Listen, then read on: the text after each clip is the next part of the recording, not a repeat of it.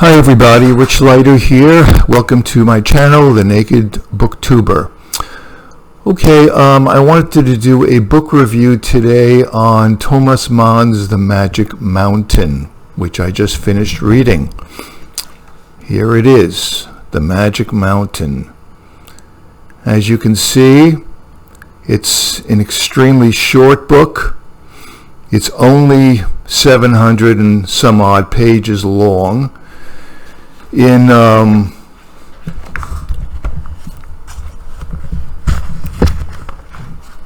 it's also in let's see, I don't know if I can get this. It's an extremely large print, which makes it very easy for an old geezer like me to read it. Actually, what I did is I read this entire book. I downloaded I was able to get the PDF for free online, and I downloaded it and I read it on the computer because, I don't know, in the last couple of years I just can't read printed matter. I'd love to. I love physical books, but I just can't read printed matter. It's too small for me, and I can enlarge this to 250%, and it's a pleasure to read. So that's what I did with this novel. The version that I read of The Magic Mountain, the version I read was the H. Porter Lowe translation from the German. There's another one out, maybe more than one out, but that's the one that I read. I've only read Porter Lowe in anything I've read of Thomas Mann. Like I say, the book is over 700 pages. Just a little background. It was written between 1912 and 1924, 12 years, published in 1924. Basically, this was partly the reason, I guess, or maybe the complete reason why Thomas Mann received the Nobel Prize for Literature based on his accomplishment with The Magic Mountain.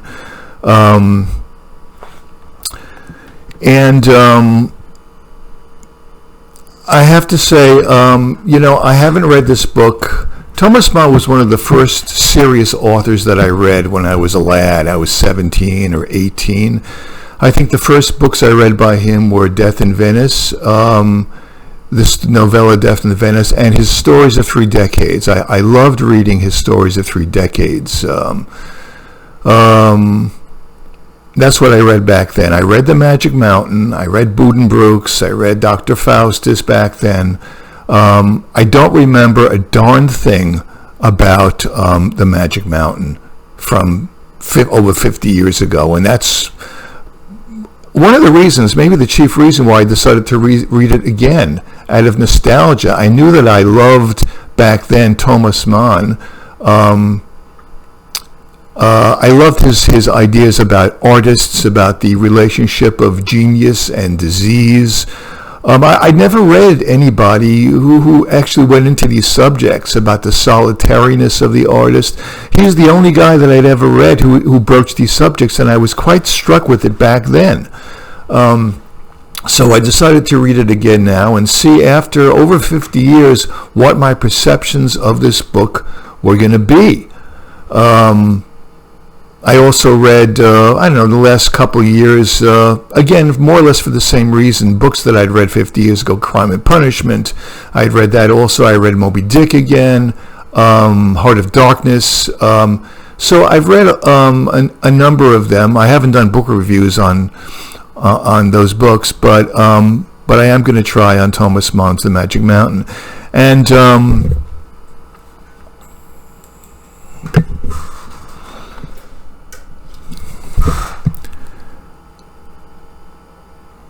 And the main thing that I want to say about The Magic Mountain, having read it again after over 50 years, is that I was underwhelmed by this book.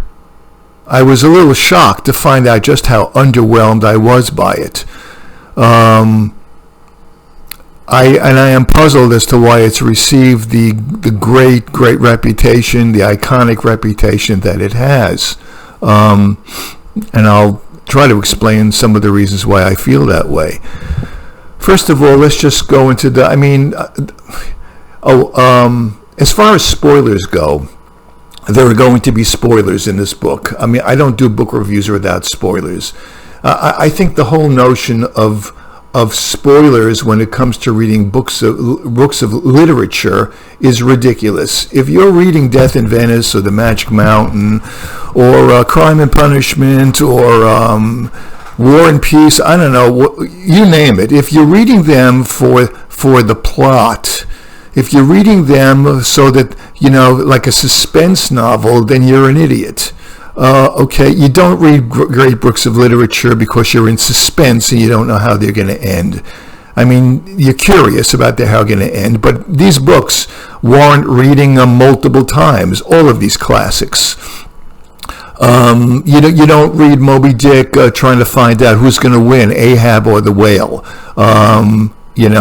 Please don't give me any spoilers. No, you don't do that.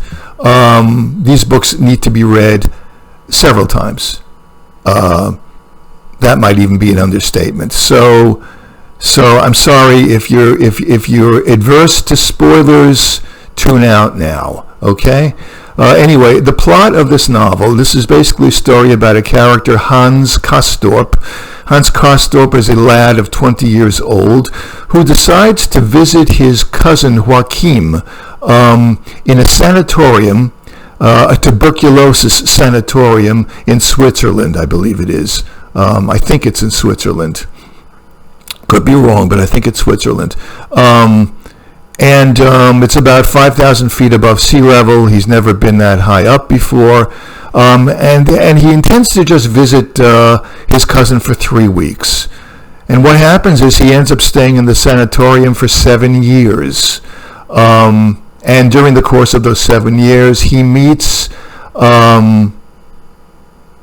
many characters, many other people who were staying in the sanatorium for the tuberculosis cure. They didn't really have an effective treatment for tuberculosis back then. In most cases, it was kind of a death sentence, right? So he stays there for 7 years, and he meets many, many characters there. Some of them completely ridiculous, some of them interesting, and then he leaves after 7 years, after the 7th year. And that is basically that's the loose plot of the novel. There is nothing more than that. I mean, Thomas Mann is, to me, renowned for his almost plotless stories. In a way, Death in Venice is the essence of plotlessness. An artist comes to Venice to just take a short break, a celebrated writer, and he becomes infatuated with a young lad he happens to see by chance on the beach at the Lido, and he just spends the rest of his time ogling the lad, following him around and having thoughts. That's it. Well, this is in the same vein. I mean, aside from the fact that he goes to visit his cousin, Hans Castorp, it's just the 7 years of who he happens to meet and all the different... It's a book of ideas. It's not a book of plot. Mann is I don't know if he's the most, but one of the most intellectual writers. He's a writer of ideas. It's not the kind of whodunit book that you might be looking for, some of you. That's why I spoke disparagingly about spoilers. So that's the plot. That's it. He comes there. He thinks he's going to stay for 3 weeks. He doesn't. He stays for 7 years. And that's it. The rest of it is kind of open-ended. It's just about the people he meets and all sorts of stuff. Now, as I say, I was underwhelmed by this book. And first, let me tell you about the parts that impressed me about it.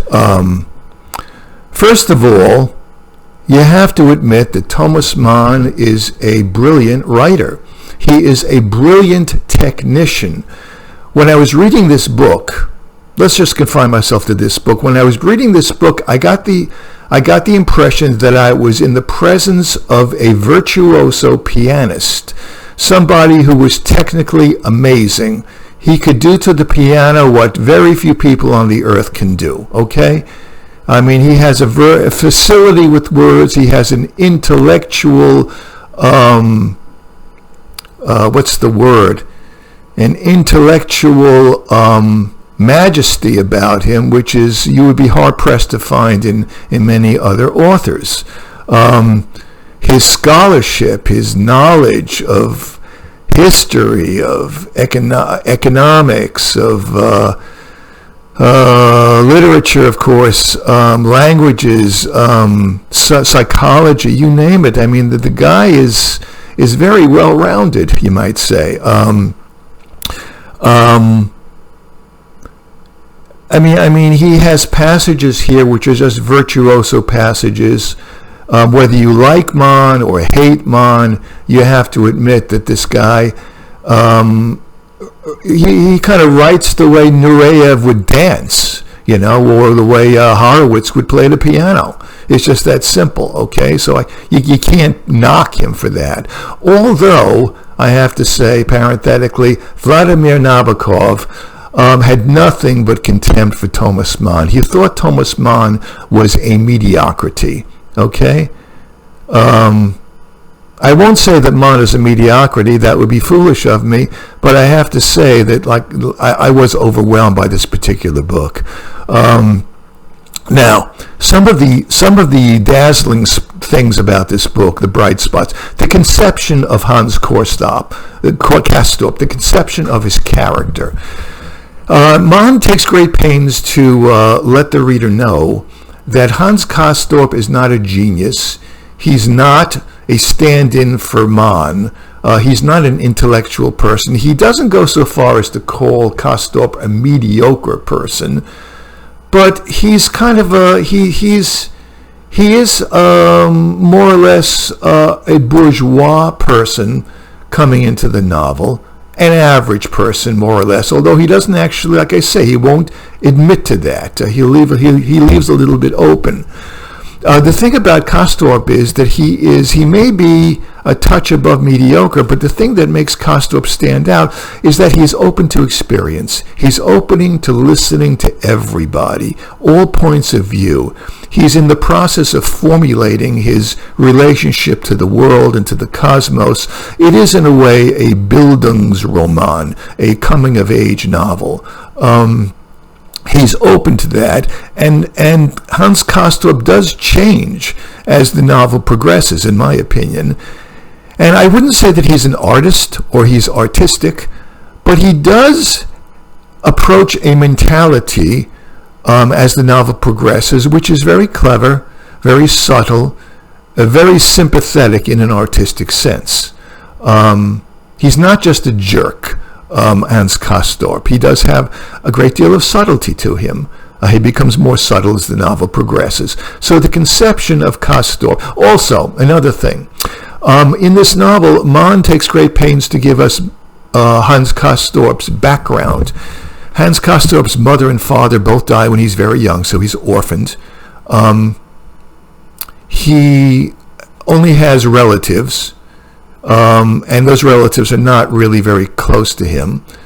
Some of them die off as the novel continues. So and he's very, very used to funerals, Hans Castorp, very used to the notion of death.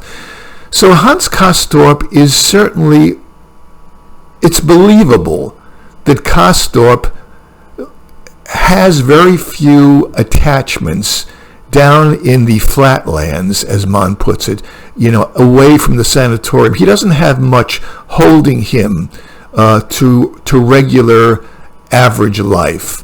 It makes it more believable why he would spend so much of his time up in the mountains in the sanatorium.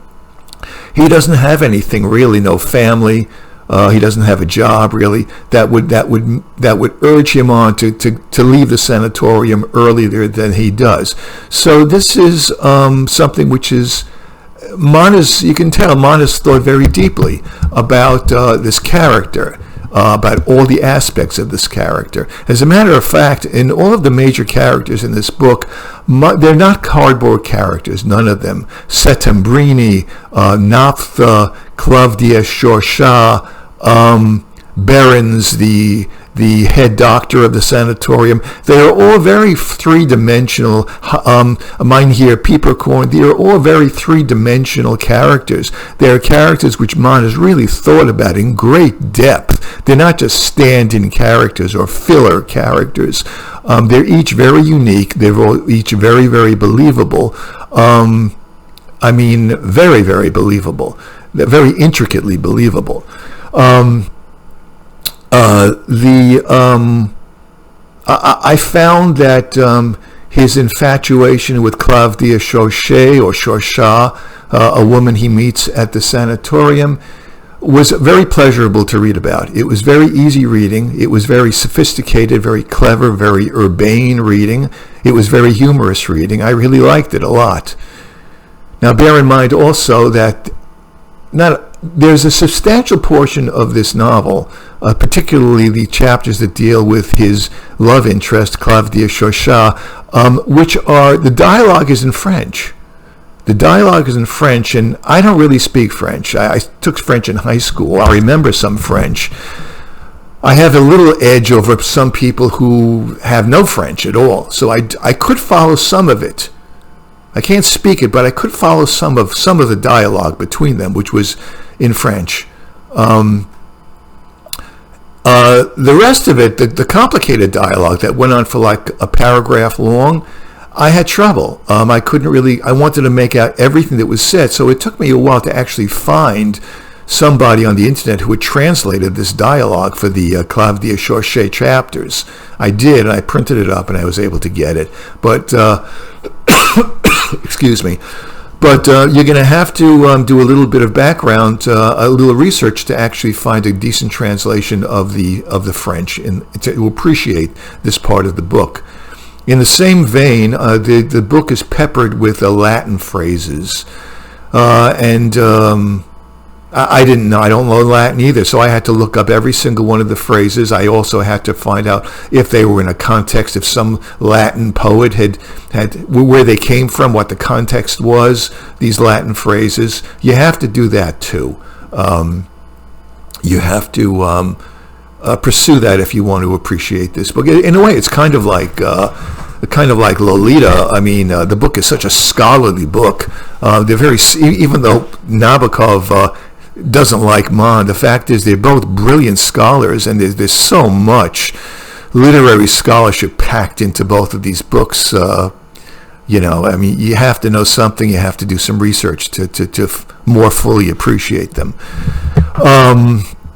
His conception of like I said it already, of Settembrini, the Italian humanist, of Naphtha, the Jesuit, the fanatical Jesuit.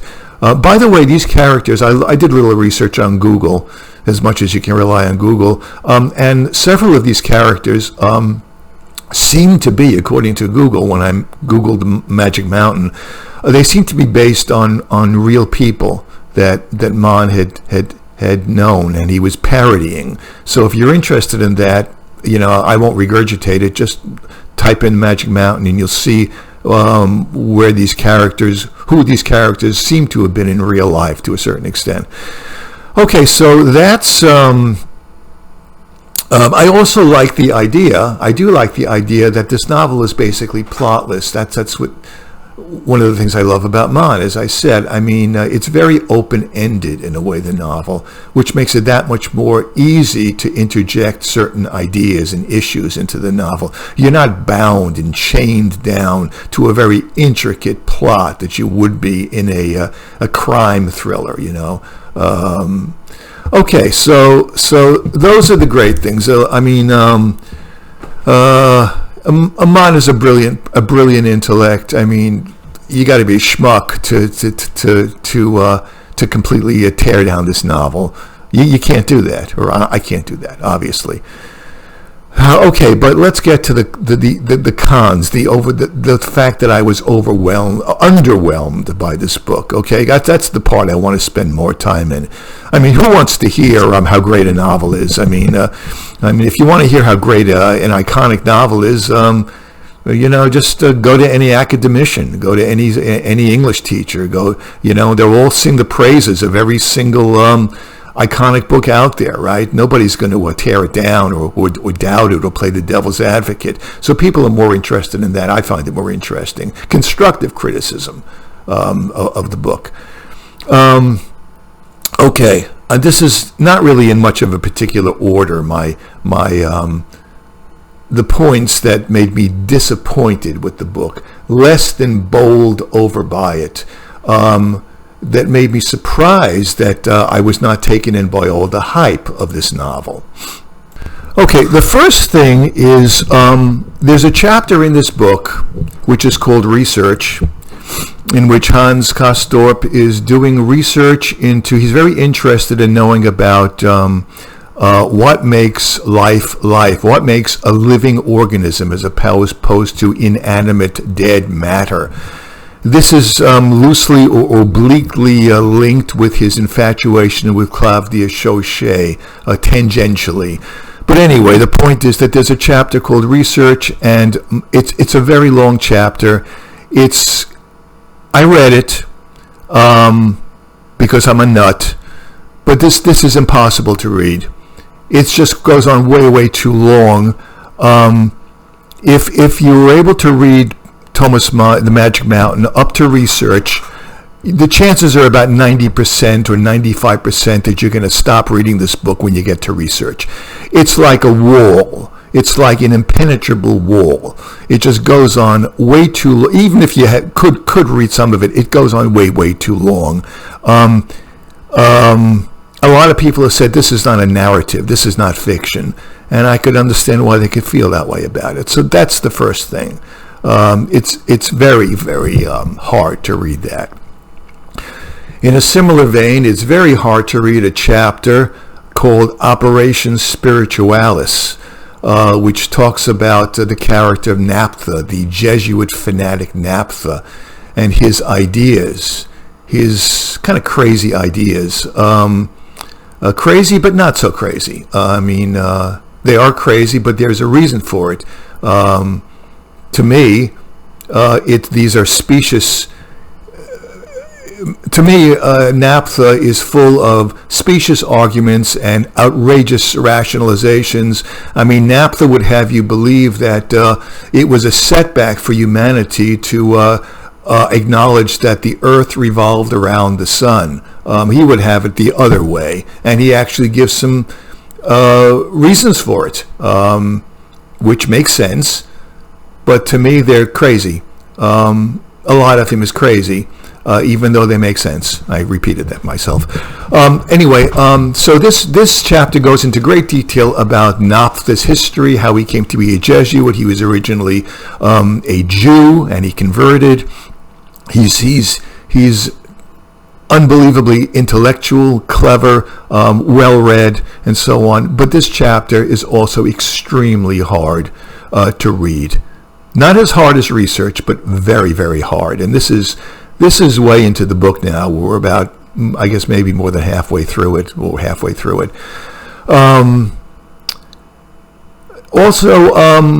Now there's another character which is kind of the arch nemesis of Naphtha, the Jesuit. This is said Ludovico Settembrini. These are also two characters that Hans Castorp meets at the sanatorium. And these two characters, Settembrini represents the humanist.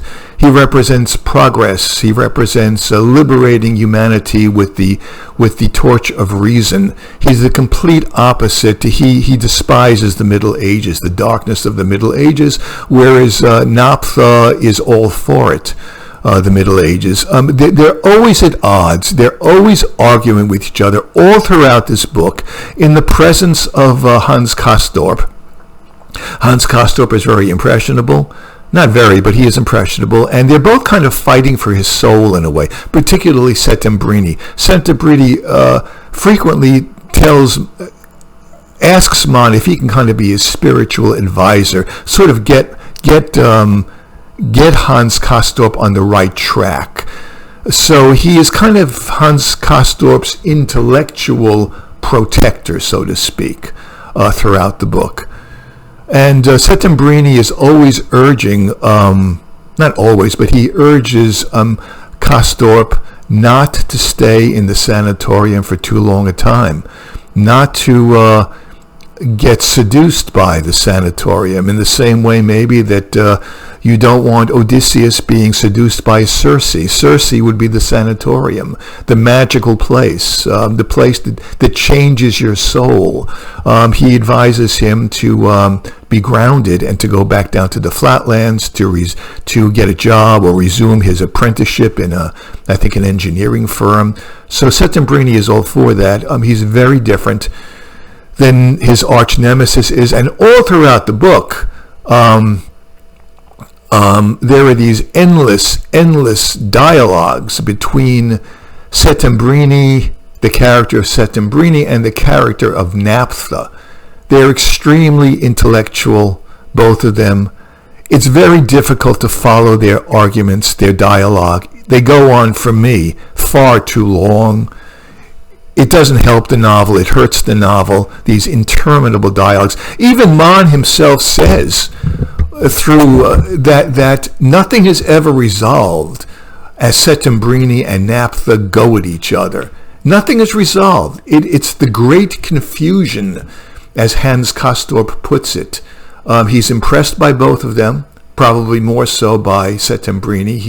He feels more of a kinship to Settembrini, but there is such these how shall I put it, these interminable debates between these two characters leads nowhere but to more debates and more chaos. So if Mann is trying, I'm not quite sure why Mann does this. I'm not quite sure why Mann even invented these two characters.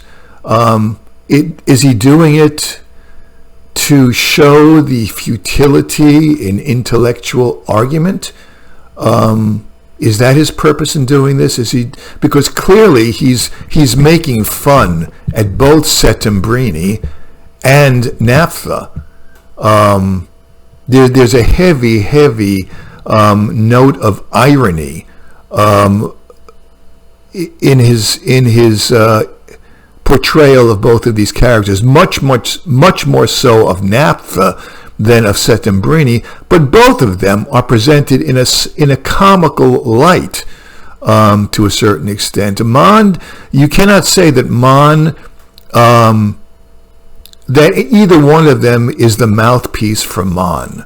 You don't know what Mann is thinking in this novel concerning these two characters, which I think is a weakness of this book.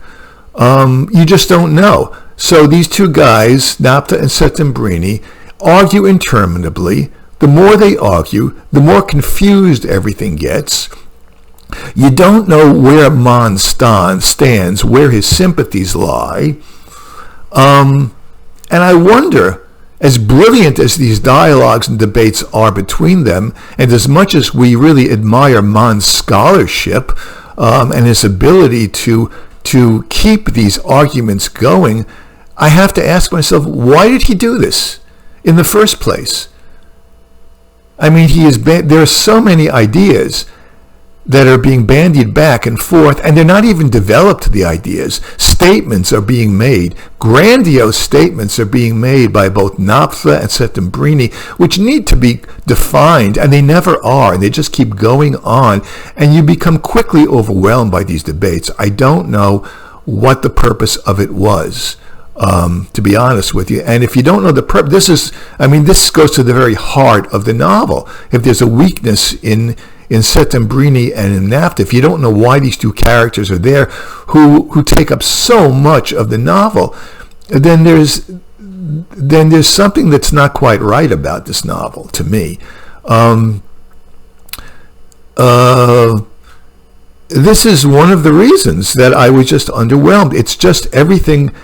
It's almost as if Mann bit off more than he could chew. This is just so open-ended. Why did he do this? I don't know.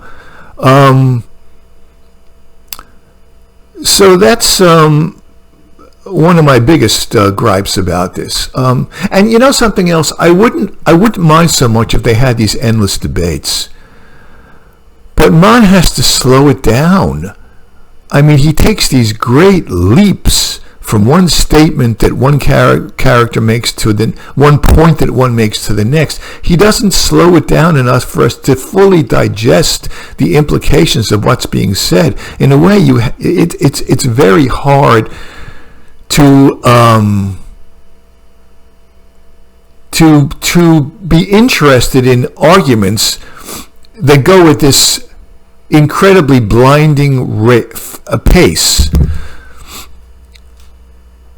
Things are said by, I'm repeating myself, but things are said by Settembrini and by Naphtha, which are generalizations, sweeping generalizations, which could be true for all I know, and maybe they're not true, but it's just one generalization after another without going into more detail, without backing it up. And it gets to be too much. And also, both of these characters are intimately knowledgeable about the history of Western European civilization. And if you're not, I'm not, to the same extent, if you're not a student of Western European civilization, of history, it's going to be hard for you to follow a lot of these allusions. Mann is kind of assuming that we actually know as much about the Middle Ages as Naphtha does, that we know as much about the church as Naphtha does, that we know as much about politics, about, I think Settembrini's grandfather was a Carbonaro. What's a Carbonaro? I had to look that up. There's a whole big thing about the Carbonaros. He alludes to, his grandfather alludes to the French Revolution as one of the most glorious events of mankind. I don't know that much about the French Revolution to really savor the implications of all this. You got to look that up too. It's an extremely, you need to do background research to a large extent, and I think this is kind of a weakness. I mean, I don't think that Mann should rely so heavily on the reader being. I'm not saying you should write for stupid readers, but the amount of scholarship that he requires of his readers is a bit much for me, you know, and it becomes kind of dry and boring. I found myself actually falling asleep as I was reading some of these debates between Naphtha and Settembrini. You know, I would have to take frequent breaks between them, get myself a cup of coffee, go back to it again, chip away at it. You know, you don't read this thing the way you're going to read a crime novel. It's just that simple. I mean, Moby Dick, some of Moby Dick I found very difficult to read because there was so much about whaling, independent of the actual story. When Melville is talking about the categorization of whales, the folio and his character, I mean, I found this kind of dry. When he talks about the Heidelberg ton, about the enormous size of the head of the whale, it's great, it's bigger than the Heidelberg ton, it could hold more beer or whatever it is.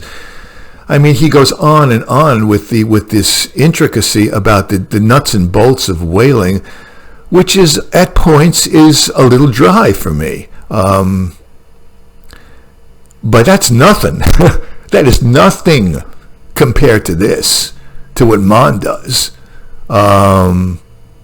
It's just overwhelmingly dry for me. Maybe when I reach 90 and I read it again, maybe I'll feel differently about it. Maybe I'm just being a blockhead. I don't know. All I can do is tell you what I think about it. Okay. Another thing that there are endless descriptions of the weather in this book. There are descriptions of how people look. That's okay, I guess. But the descriptions of the weather, I mean, in a way I could understand it because they are in a sanatorium in the mountains, and you know, each day is different up there, but my God, the endless descriptions of the weather. I don't give a damn about the weather. And if I did give a damn about it, I got to take it in small doses. You have these pages upon pages about the weather being blustery, and there's a storm brewing in the summertime when it really shouldn't brew in the summertime. It should only brew in the wintertime. But the weather up here is funny. It's a magical place. Sometimes in October it's like the summer, and sometimes in the summer it's like the winter. Descriptions of the clouds and the sun and the snow melting. I mean, if you took out all of these descriptions of the weather, the 700-page book, I would imagine, could be at least 100 pages less than it is, maybe more. I mean, I found this didn't really do much for me, put it that way, okay? You want to talk about the weather, fine. You want to introduce a chapter with the weather, fine. But the weather is like a major character in this book here. So that's that's another thing. Okay, here's another one. Mann, if you look at Google and you Google the Magic Mountain, it'll break down the different themes in the Magic Mountain for you. The notion of illness, of disease, the notion of time, the issues. These are different issues in the book. And this is what's supposed to make the book such a great book. It deals with these, heavy issues, right? Now, the issue of time, whenever Thomas Mann talks about time, it doesn't do anything for me. I find his ruminations about time to be, quite frankly, trite. I can't believe I'm saying this about someone of Thomas Mann's stature. I found him trite. He's basically kind of saying that when you're up there in the sanatorium, that time does funny things with you. Sometimes long periods of time seem short, and sometimes short periods of time can seem long. Wow, I never knew that before. He kind of says this over and over again in different, very, very, very highfalutin ways. This is what he basically is saying all the time. Time does funny things with you, No shit. I'm asking myself, he's going on about time, it does funny things to you. Okay, what can I do with this? Okay, we know this. Is this going to change my worldview? Is this going to change the way I look at life, that time is funny? Or that our conception of time based on an hourglass or a timepiece is very different than what time actually is? I mean, maybe time is just a convention that human beings have, and maybe things are really timeless. This notion of hours and minutes, it's a convention we need to break up the great chaos of life, which really is timeless. Okay, these are nice. These are nice ideas. These are nice, intriguing ideas. What can I do with it, aside from the fact that they're kind of intriguing? I mean, I've heard of this many times before. I mean, Gombrowicz, I find much more, in Cosmos, I find much more appealing when he talks about how man really is born in formlessness and born out of chaos and formlessness, and man likes to create different forms because he can't take this formless protean fluid nature of life. So he has conventions like time, and he has conventions like the seasons and so on. Okay, it's more appealing when Gombrowicz does it, not so much when Mann does it. Mann does it, it sounds very, very trite to me. Another thing, now the character of Mynheer Peeperkorn, which is introduced rather late in the book. Mynheer Peeperkorn is a real character, He's a very, very brilliant and funny and well thought out invention of Mann. But at the same time, I have to ask myself, why did he introduce Mynheer Peeperkorn? Why did he introduce this kingly character who was not an intellectual, but a personality who was very forceful, very imperial, very regal? Why did he do this? It's a very memorable character, but why did he introduce such a person, as opposed to introducing any other type of character. It seems kind of arbitrary to me. Did he do it because he met a person similar to Meinhor Pieperkorn in real life, Thomas Mann, and he wants to parody it? Is that the reason? I mean, he could have picked any person. It seems a little bit arbitrary to me. Why pick such a person? What is he trying to get at with this? Maybe obliquely he's doing it because it has something to do with Claudia Charchet, his love interest. I don't know. I just kind of wondering why he does this. I can understand why he introduces Settembrini and Naphtha. These are the two polar opposites, two polar opposite ways of looking at life, interspersed, woven into the fabric of the novel. That makes more sense to me than introducing Pieperkorn. This is not really a big criticism. I mean, he's a great character. Another thing, why does Naphtha challenges Settembrini to a duel at the end of the book? They're debating and arguing all throughout the book. And at one point, Naphtha finally gets so fed up with Settembrini that he challenges him to a duel by pistols.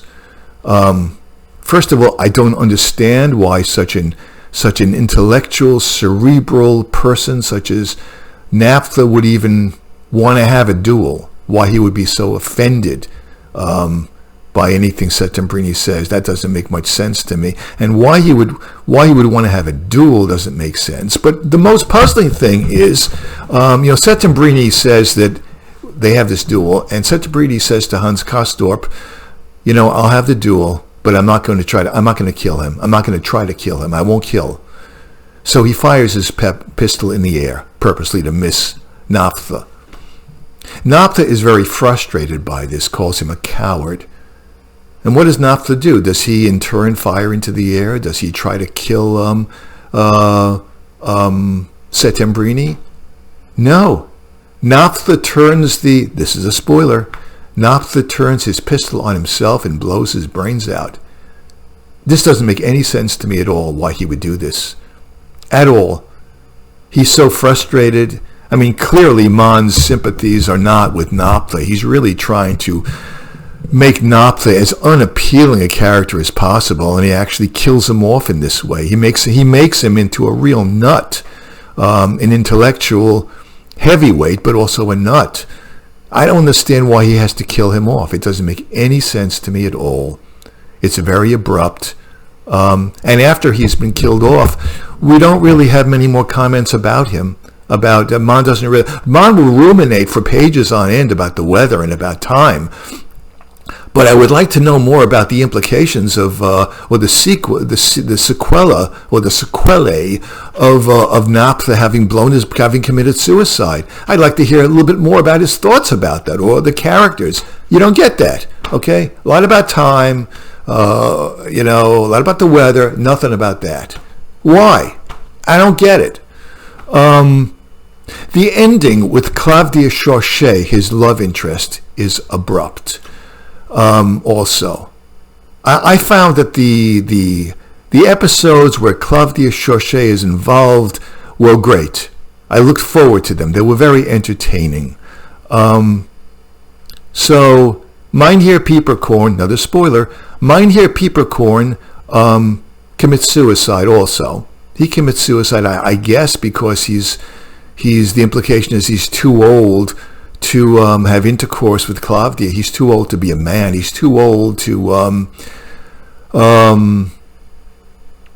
have the power, the feeling for which that Claudia deserves. He says that men live through their feeling and women live through the feelings that men have. This is what Pieperkorn believes, and he can no longer service in an emotional / sexual way Claudia, I guess, especially since he knows that Hans Castorp has been her lover in her previous stay at the sanatorium.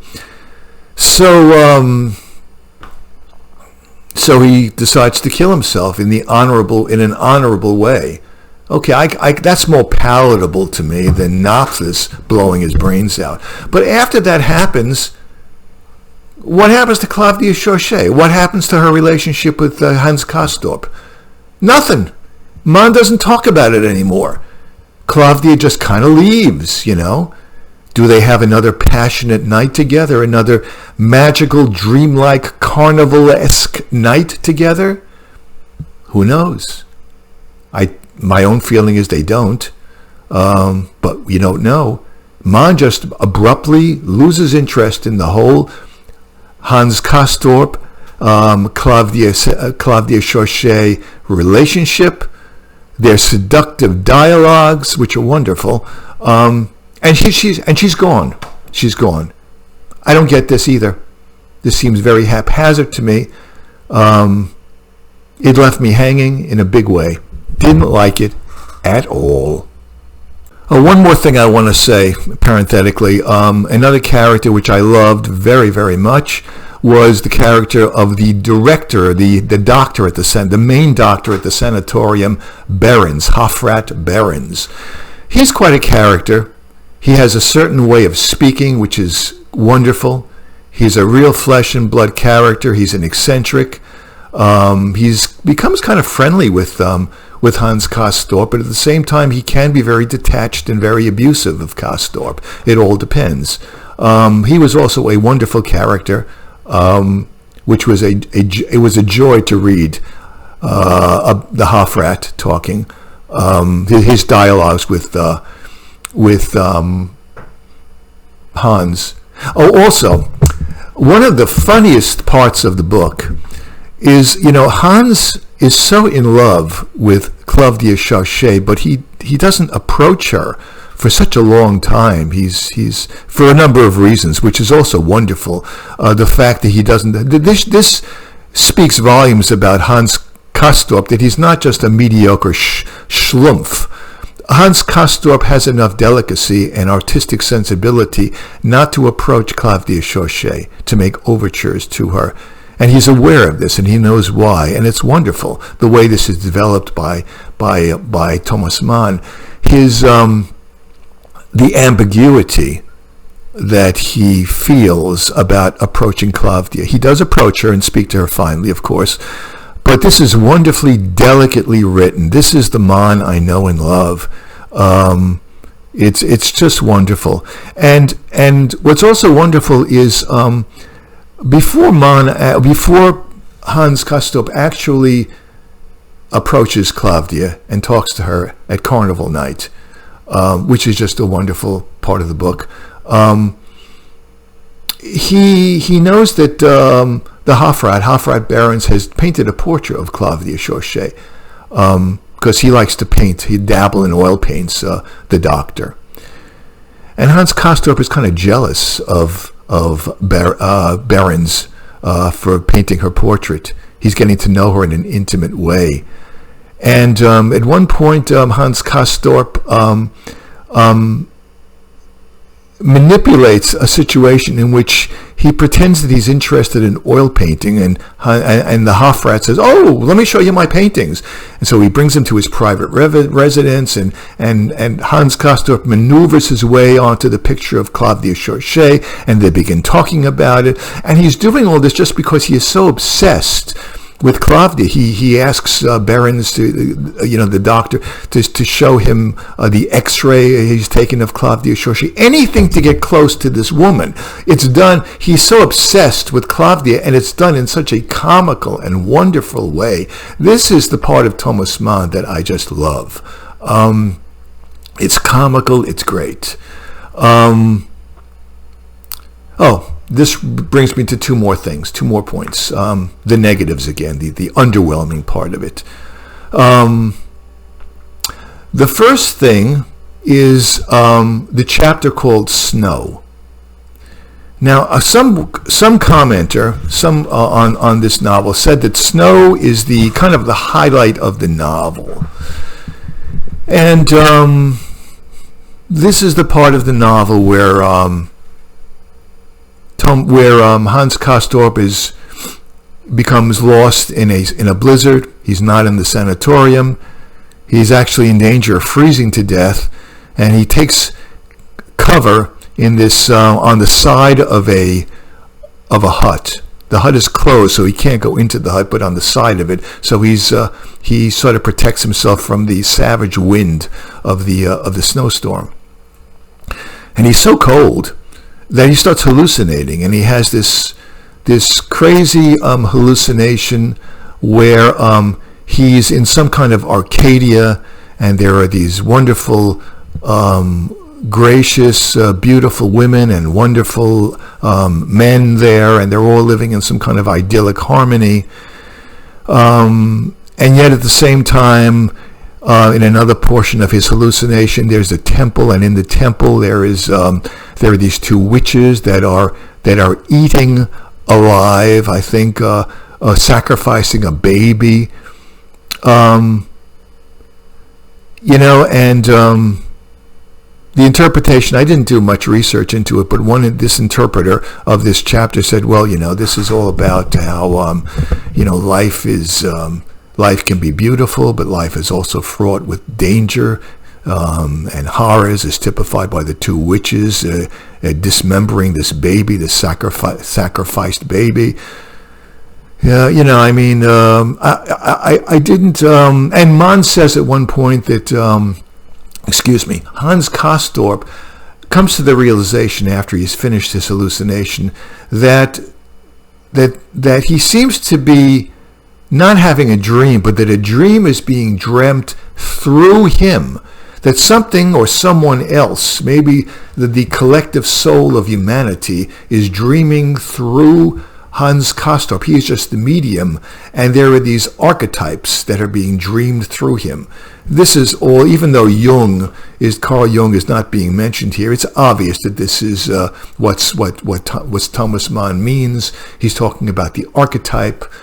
Okay, so I guess this is one of the reasons why The Magic Mountain is touted as such a great book, because Mann is touching upon all the great themes. He's touching upon disease. He's touching upon time. Now he's touching upon the archetype, the dream, the universal cosmic dream consciousness. And we, the dreamers, are the instruments of that consciousness, and we dream the archetype. Okay, so that's what probably is one of the reasons why this book is touted as being so wonderful.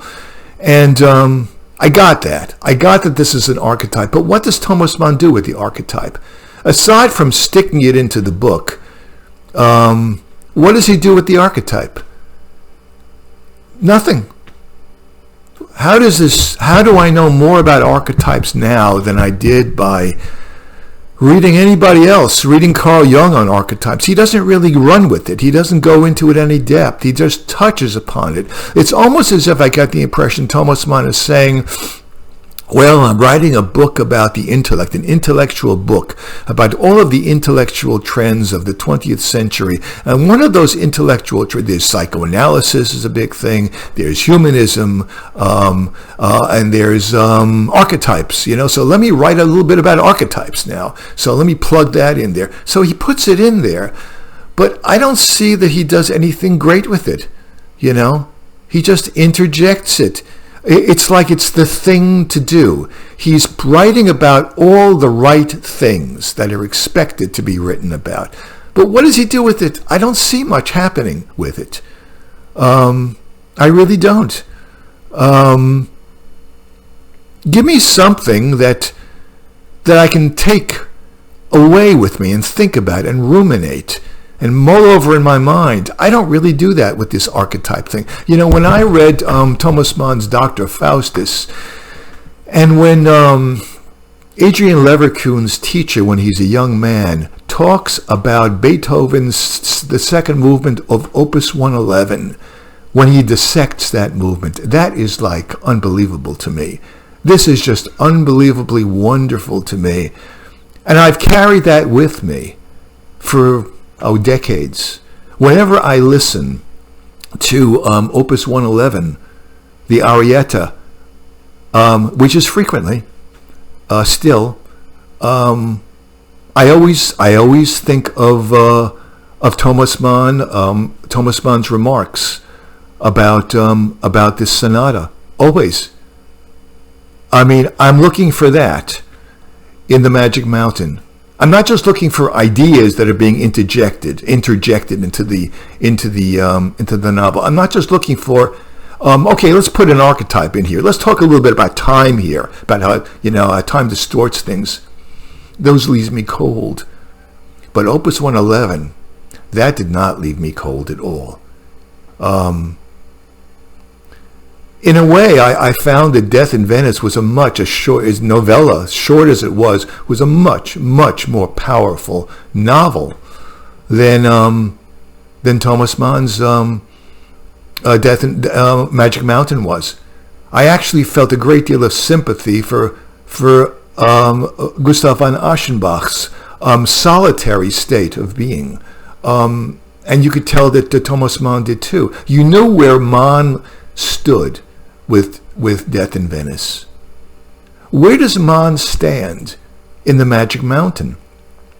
Aside from giving us all of these ideas about everything, about time, about the intellect, about everything I've said, where does he actually stand, the writer? I don't get any sense of it at all. You see, the problem with Thomas Mann in The Magic Mountain is that he maintains this ironic detachment from all of his characters to such an extent that I feel no sympathy, aside from sometimes intellectual stimulation. Sometimes, most of the time, I'm just overwhelmed by the intellectualization in this book. It leaves me cold. But where does he stand? You don't know. Does he stand with Settembrini? Clearly, Settembrini is kind of a comical figure in a way. With his, Naphtha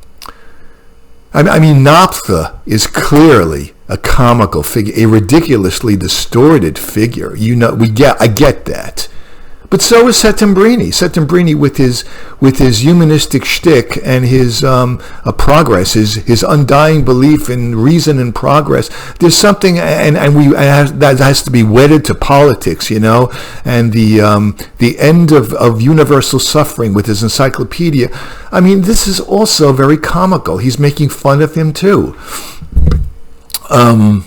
He's making fun of Settembrini too. He always reminding us that Hans Castorp, though not a simpleton, is not a very deep person. So, he's distancing himself from Castorp as well.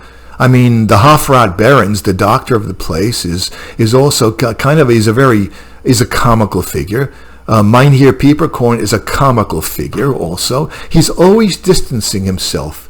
And so, because he's so ironically detached, I found myself ironically detached from this book. And I think that's maybe the main reason why I was so underwhelmed by this book. It was heavy on ideas, and most of which he bit off more than he could chew. I wish he had narrowed the scope of his novel the way he did in Death in Venice. I think that Thomas Mann's stories of 3 decades are much, much more successful than The Magic Mountain is. I think Death in Venice, I think Tristan, I think Little Herr Friedman, The Blood of the Volsungs, what else? What's that book with the monk in it? Gladius Dei, which of course harks back to Naphtha. These I get a much more crystal clear idea about the relationship of disease to genius, of disease to decadence.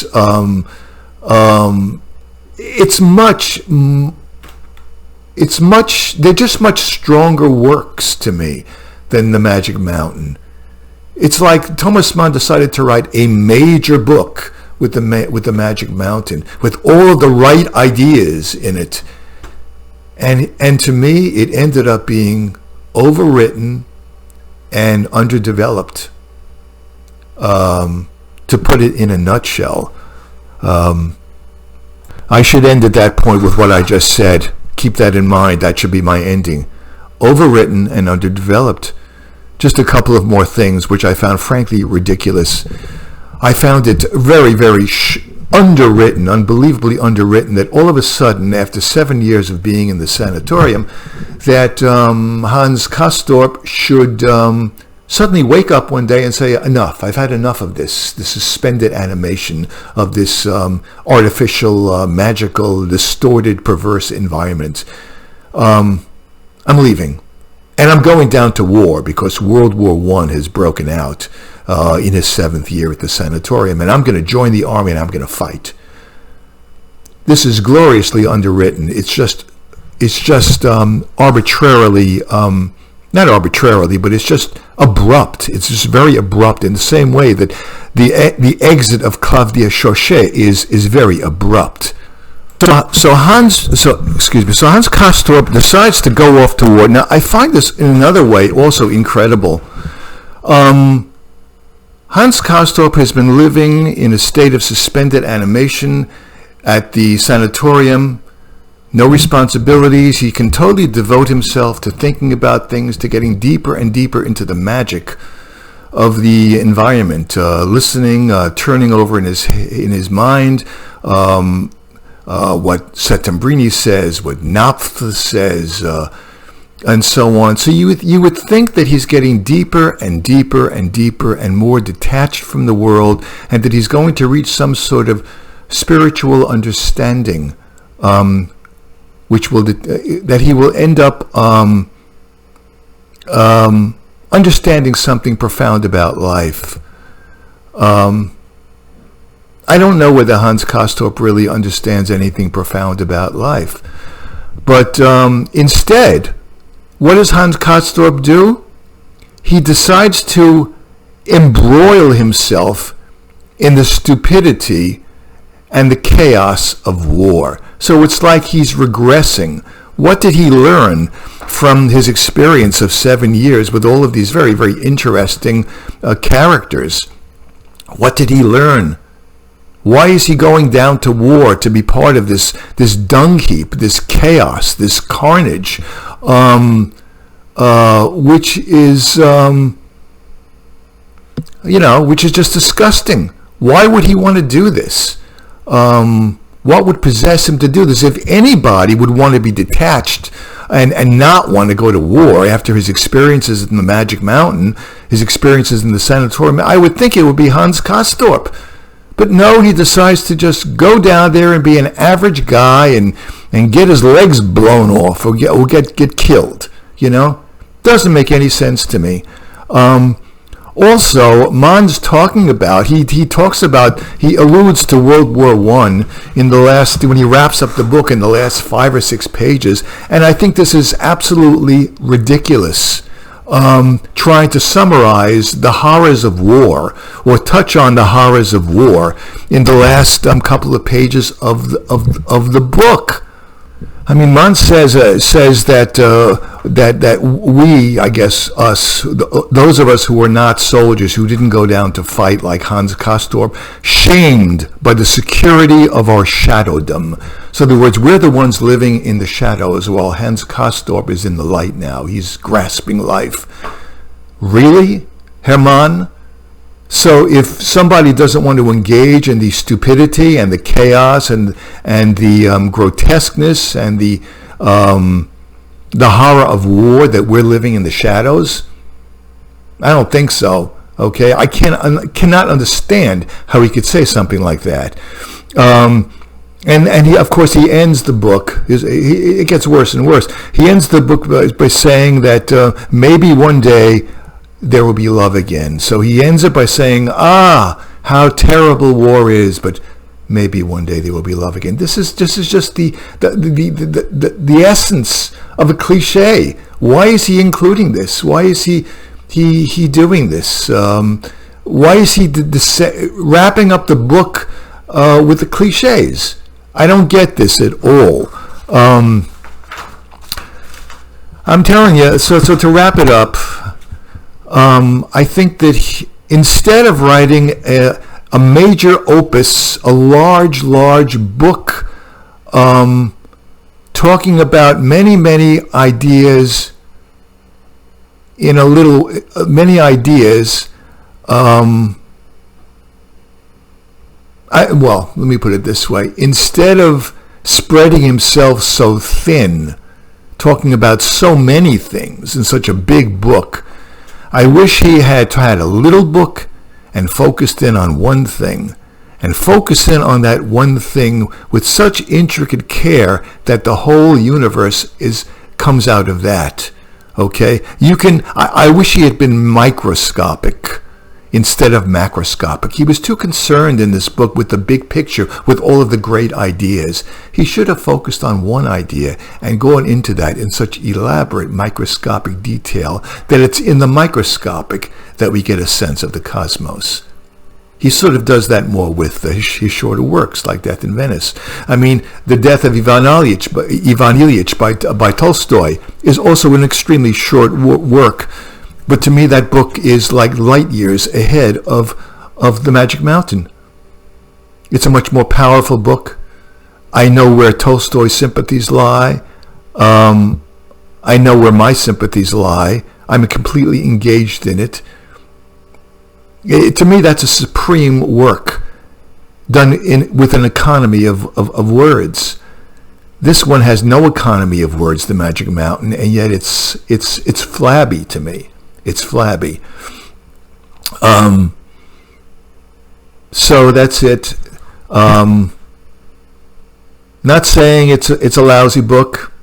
Like I said, I couldn't bring myself to say something like that. It is a virtuoso performance.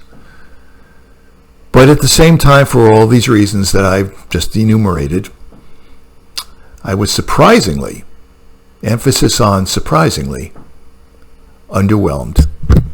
Thank you.